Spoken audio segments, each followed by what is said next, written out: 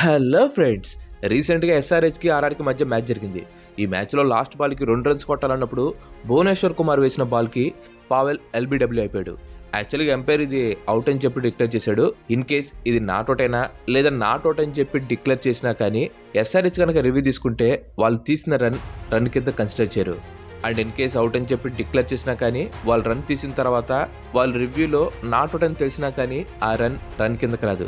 అంటే ఎలా చూసుకున్నా కానీ బ్యాటింగ్ టీంకి రన్ రాదు. సో ఇక్కడ క్లియర్గా బ్యాటింగ్ టీంకి అన్యాయం జరిగినట్లే అర్థం. ఇంతకు ముందు వరకు ఇలాంటి సిచ్యువేషన్ అయితే ఎప్పుడు రాలేదు, but for the first time ఈ మ్యాచ్లో అయితే జరిగింది. అండ్ అది కూడా అవుట్ అయ్యాడు కాబట్టి సరిపోయింది. ఇన్ కేస్ నాట్ అవుట్ అయినట్లయితే ఇది ఒక పెద్ద కాంట్రవర్సీగా తయారైంది. సో ఇలాంటి కాంట్రవర్సీతో కూడిన వియర్డ్ రూల్స్ క్రికెట్లో చాలానే ఉన్నాయి. అలాంటి రూల్స్ ఏంటో ఈ రోజు వీడియోలో మనం తెలుసుకుందాం. Let's get into the show.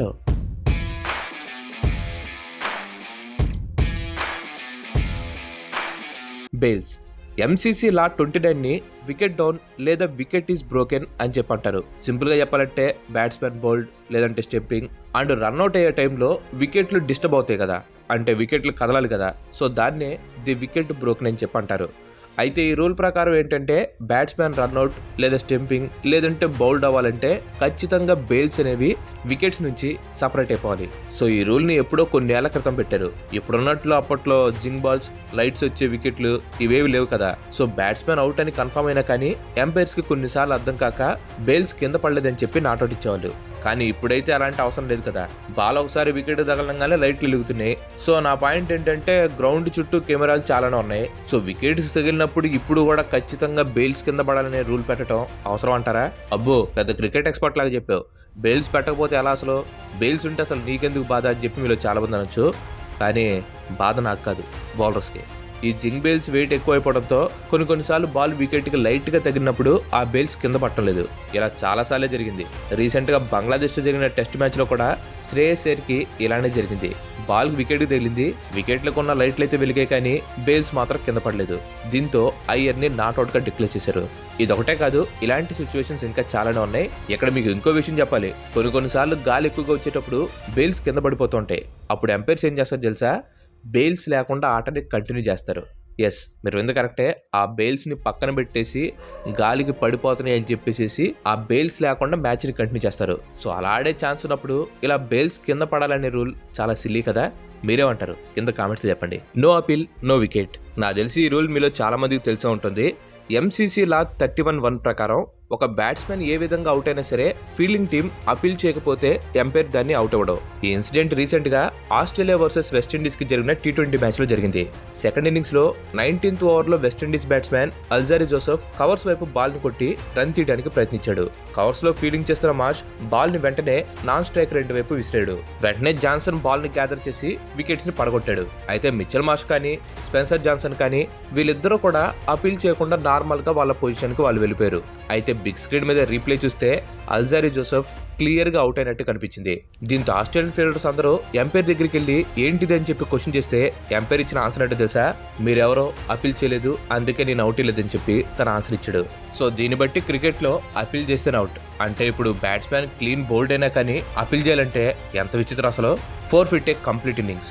గల్లీ క్రికెట్లో ఒక టీం ఓడిపోయినప్పుడు లేదంటే మరీ తక్కువ స్కోర్ కొట్టినప్పుడు ఇన్నింగ్స్ డిక్లేర్ ఇచ్చేస్తున్నారా అని చెప్పేసి ఆ మ్యాచ్ మధ్యలో ఆపేసేసి నెక్స్ట్ మ్యాచ్ని స్టార్ట్ చేస్తారు. అఫ్ కోర్స్ టెస్ట్ క్రికెట్లో కూడా నార్మల్ ఇన్నింగ్స్ని డిక్లేర్ చేస్తూ ఉంటారు. అయితే మన గల్లీ క్రికెట్లో చేసేదాన్ని డిక్లేర్ అని చెప్పంటారు, 4 feet అని చెప్పంటారు. ఎంసీసీలా 15.1 ఇన్నింగ్స్ డిక్లరేషన్ గురించి చెప్తే 15.2 4 feet ఆఫ్ యాన్ ఇన్నింగ్స్ గురించి చెప్పింది. అసలు ఈ రెండింటి మధ్య తేడా ఏంటో ఇప్పుడు సింపుల్గా చెప్తాను చూడండి. డిక్లరేషన్ అంటే సగం ఇన్నింగ్స్ అయిన తర్వాత డిక్లేర్ చేయటం. అదే 4 feet అంటే ఇన్నింగ్స్ అసలు మొదలు పెట్టకుండానే డిక్లేర్ చేయటం, అంటే ఆడకుండానే ఇన్నింగ్స్ని ముగించేయటం. డిక్లరేషన్ ఇప్పటికీ చాలాసార్లు చూసుంటారు, కానీ 4 feet అనేది మాత్రం చాలా అంటే చాలా రేర్. ఇయర్ 2000లో సౌత్ ఆఫ్రికాకి ఇంగ్లాండ్కి మధ్య ఒక టెస్ట్ మ్యాచ్ జరిగింది. ఈ టెస్ట్ మ్యాచ్లో ఫస్ట్ ఇన్నింగ్స్లో సౌత్ ఆఫ్రికా వాళ్ళు 8 వికెట్లు కోల్పోయి 248 పరుగులు చేశారు. అయితే ఈ టెస్ట్ మ్యాచ్ జరుగుతున్న టైంలో వర్షం విపరీతంగా పట్టడం స్టార్ట్ అయింది. దీంతో ఆ టెస్ట్ మ్యాచ్కి టైం అనేది బాగా వేస్ట్ అయిపోయింది. ఇంకా south African captain Hansie Cronje, England captain Nasser Hussain ఇద్దరు మాట్లాడుకుని ఒక ఒప్పందానికి వచ్చారు. అదేంటంటే సౌత్ ఆఫ్రికా ఫస్ట్ ఇన్నింగ్స్ తర్వాత ఇంగ్లాండ్ సెకండ్ ఇన్నింగ్స్ ఆడకూడదు. మళ్ళీ సౌత్ ఆఫ్రికా థర్డ్ ఇన్నింగ్స్ ఆడకూడదు, డైరెక్ట్గా ఇంగ్లాండ్ వాళ్ళు ఫోర్త్ ఇన్నింగ్స్ ఆడాలి. So south Africa first innings చేసిన 248 పరుగులు ఇంగ్లాండ్కి టార్గెట్గా సెట్ చేశారు. ఈ టార్గెట్ని ఇంగ్లాండ్ వాళ్ళు సక్సెస్ఫుల్గా చేశారు. సో ఇక్కడ ఇంగ్లాండ్ టీం తమ ఫస్ట్ ఇన్నింగ్స్ని, అలాగే సౌత్ ఆఫ్రికా టీం తమ సెకండ్ ఇన్నింగ్స్ని ఫోర్ఫిట్ చేశాయి. సేమ్ ఇదే ఫోర్ఫిట్ ఇన్సిడెంట్ 2006లో కూడా జరిగింది. 2006లో ఇంగ్లాండ్కి పాకిస్తాన్కి మధ్య జరిగిన టెస్ట్ మ్యాచ్లో 4th డే రోజున పాకిస్తాన్ ప్లేయర్స్ బాల్ ట్యాంపరింగ్ చేశారన్నట్టు ఆ మ్యాచ్లోని umpires Darrell Hair and Billy ఆరోపించారు. ఎంపైర్స్ చేసిన ఈ ఆరోపణలకు నిరసనగా పాకిస్తాన్ ప్లేయర్స్ లంచ్ తర్వాత మ్యాచ్ని కంటిన్యూ చేయడానికి గ్రౌండ్లోకి రాలేదు. దాంతో umpires Pakistan forfeited the match అని చెప్పి డిక్లేర్ చేసి ఇంగ్లాండ్ని విన్నర్స్గా డిక్లేర్ చేశారు.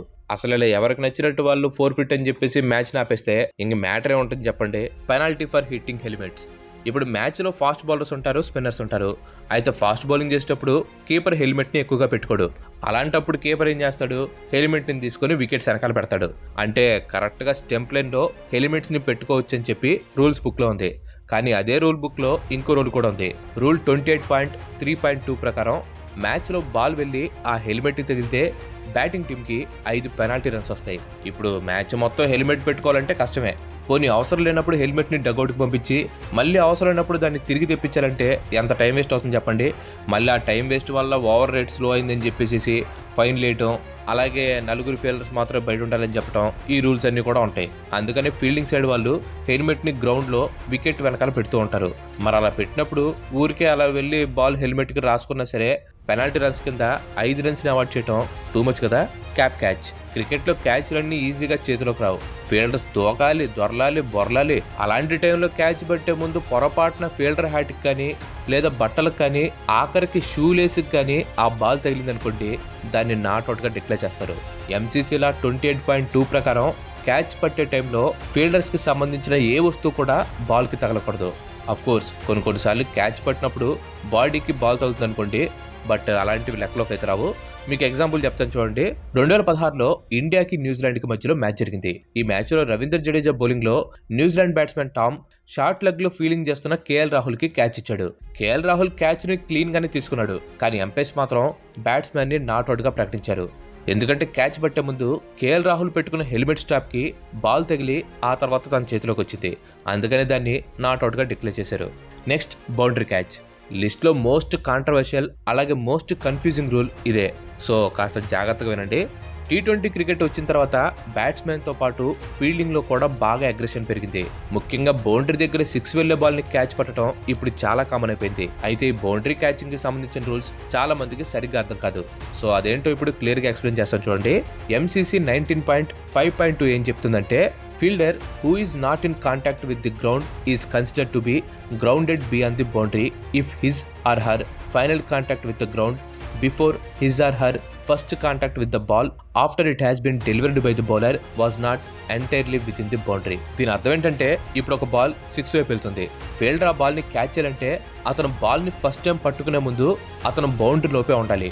ఆ తర్వాత బాల్ క్యాచ్ పట్టుకుని బ్యాలెన్స్ తప్పాడు అనుకోండి, అప్పుడు ఆ బాల్ని గాల్లోకి వేసి బౌండరీ అవతలకు వెళ్ళి మళ్ళీ ఇటువైపు వచ్చి ఆ క్యాచ్ని పట్టుకోవచ్చు. లేదంటే ఇటు వచ్చే గ్యాప్లో గాల్లో ఉండి కూడా తను క్యాచ్ పట్టచ్చు. కానీ ఇక్కడ ఒక పాయింట్ చాలా ఇంపార్టెంట్. అదేంటంటే, ఫీల్డర్ బాల్ని ఫస్ట్ కాంటాక్ట్ చేసేప్పుడు ఫీల్డర్ బౌండరీ లోపలే ఉండాలి. ఒకసారి ఫస్ట్ కాంటాక్ట్ అయ్యాక ఫీల్డర్ అటు వెళ్ళి ఇటు రావచ్చు. ఇలాంటి క్యాచెస్ చాలా ఉన్నాయి. కానీ బాగా డిబేట్ క్రియేట్ చేసిన క్యాచ్ మాత్రం బిగ్ బ్యాష్ లీగ్లో జరిగింది. ఆ క్యాచ్ పట్టిన మ్యాట్ ఏం చేశాడంటే, మెచ్యూవేట్ కొట్టిన బాల్ని క్యాచ్ పట్టి బ్యాలెన్స్ తప్పి బౌండరీ లోపలికి వెళ్ళాడు. కానీ ఈ టైంలో బాల్ పైకి విసిరేశాడు. అండ్ ఆ బాల్ పైకి విసిరేసినా కానీ అది బౌండరీ బయటికి వెళ్ళింది. దీంతో వెంటనే తను గాల్లోకి విగిరి ఆ బాల్ని చేత్తో కొట్టాడు. వెంటనే బౌండరీ లోపల ఉన్న టామ్ ఆ క్యాచ్ని పట్టాడు. అంటే మ్యాట్ బాల్ని బౌండరీ లోపల నుంచి కొట్టేటప్పుడు తన కాళ్ళు గాల్లో ఉన్నాయి. సో ఇక్కడ విషయం ఏంటంటే, మ్యాట్ బాల్ని ఫస్ట్ కాంటాక్ట్ చేసేటప్పుడు తను బౌండరీ లోపల ఉన్నాడు. అండ్ బాల్ని ఎగిరి కొట్టేటప్పుడు మాత్రం తను బౌండరీ బయట ఉండి తన కాల్ని గాల్లో ఉంచి తను బాల్ని బయటికి నెట్టడం జరిగింది. సో ఇక్కడ first contact with the ball అనేది బ్యాటర్స్. సో ఫీల్డర్ బాల్ని ఫస్ట్ కాంటాక్ట్ చేసేటప్పుడు బౌండరీ లైన్ లోపలే ఉండాలి. Next run out on no ball. ఈ విషయం గురించి తెలుసుకునే ముందు ఇంతవరకు ఈ వీడియో చూసారంటే ఈ వీడియో మీకు నచ్చిందని అనుకుంటున్నాను. మీకు కానీ నచ్చినట్లయితే ఈ వీడియోని ఖచ్చితంగా లైక్ చేయండి. అండ్ అలాగే మీరు మన ఛానల్కి ఇంతవరకు కనుక సబ్స్క్రైబ్ అయిపోయినట్లయితే మన ఛానల్కి తప్పకుండా సబ్స్క్రైబ్ అయ్యి పక్కనే ఉన్న గంటని ఆల్ ఆప్షన్లో పెట్టుకోండి. ఆల్రెడీ లైక్ చేసి షేర్ చేసి సబ్స్క్రైబ్ చేసిన వారికి చాలా చాలా థ్యాంక్స్. నా తెలిసి ఈ డౌట్ చాలా మందికి వచ్చే ఉంటుంది.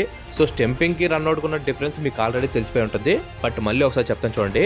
The difference between stumping and run out is that the wicket keeper may stump a batter who goes too far forward to play the ball, assuming they are not attempting a run, while any fielder, including the keeper, may run out a batter who goes too far for any other purpose, including taking a run. ఇక్కడ assuming they are not attempting a run అని చెప్పింది కదా, దాన్ని బాగా గుర్తుపెట్టుకోండి, తర్వాత మీకు use అవుతుంది. నా డౌట్ ఏంటంటే నో బాల్ లేదా ఫ్రీ హిట్కి స్టెంపింగ్ ఉండదు, కానీ రన్అట్ ఉంటుంది. సో బ్యాట్స్మెన్ ఫ్రీ హిట్ ఆడే ముందు అంటే బౌలర్ బాల్ వేయక ముందు పిచ్ మధ్యలో నుంచుంటే అలా పిచ్ మధ్యలో నుంచొని బాల్ మిస్ అయ్యి కీపర్ దగ్గరికి వెళ్ళాక తూచి నేను రన్కి వెళ్ళలేదు ఫ్రీ హిట్ కదా అని చెప్పి ముందుకు వచ్చానంటే అప్పుడేం చేస్తారు? ఒకవేళ బాల్ని కీపర్ మిస్ చేస్తే పిచ్ మధ్యలో కాబట్టి ఈజీగా 2 రన్ తిరగొచ్చు. అండ్ ఇందాక చెప్పాను కదా assuming they are not attempting a run అని చెప్పి. అసలు ఆ అజంప్షన్ని డిసైడ్ చేసేది ఎవరు? చూసారా, ఇవి క్రికెట్లో ఉండే కొన్ని వియర్డ్ రూల్స్. మీ దృష్టిలో ఏ రూల్ టూ మచ్ వియర్డ్గా ఉందో ఖచ్చితంగా కింద కామెంట్ చేయండి. అండ్ అలాగే ఈ రూల్స్లో మీకు వియర్డ్గా అనిపించిన రూల్ని ఖచ్చితంగా కింద కామెంట్ చేయండి. Thanks for watching. ఈ వీడియో కనుక మీకు నచ్చినట్లయితే లైక్ చేయండి, షేర్ చేయండి. అండ్ అలాగే మన నెక్స్ట్ ఎపిసోడ్ మిస్ కావాలనుకుంటే మన ఛానల్కి తప్పకుండా సబ్స్క్రైబ్ అవ్వండి. ఇంకో మంచి ఎపిసోడ్లో మళ్ళీ కలుద్దాం. Till then bye bye, have next day.